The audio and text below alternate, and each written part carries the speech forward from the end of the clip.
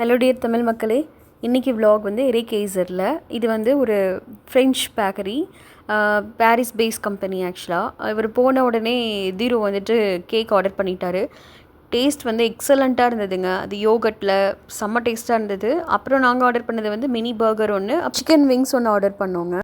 இது வந்து நம்மளுடைய ஐஎன்ஆரில் பார்த்தீங்கன்னா 900 ருபீஸ், அதாவது 18,000 நைஜீரியன் அமௌண்ட்டு.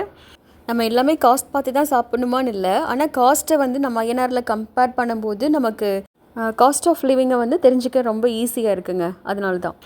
அப்புறம் வந்து இந்த காம்போ சொன்னேன் இல்லையா, கிட்ஸ்க்குன்னு தனியாக மினி பர்கர்னு ஆர்டர் பண்ணோம். அது மினி பர்கராகவே இல்லைங்க, அவ்வளோ பெருசு.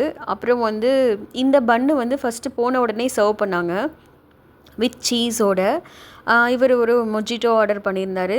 ஃப்ரெஞ்ச் ஃப்ரைஸ் வந்தது, அதோட கோக் வந்தது, ப்ளஸ் அந்த காம்போவில் சொல்கிறேன், மினி பர்கரோட இத்தனை வந்தது.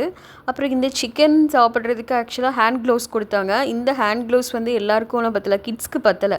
என் குழந்தைங்களால் போட்டுக்க முடியல. அவள் கொஞ்சம் கஷ்டப்பட்டதுனால வெறும் கையிலேயே சாப்பிட்டுட்டா.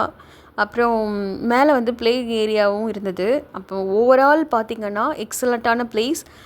ப்ரைஸும் வந்து அஃபோர்டபுள் தான். நம்மளோட ப்ரைஸை கம்பேர் பண்ணும்போது நம்ம ஊரில் பார்க்கும்போது எல்லாமே கரெக்டாக தான் இருந்தது. அதே மாதிரி குவான்டிட்டியும் நல்லா கொடுத்தாங்க. Go for it. தேங்க்யூ.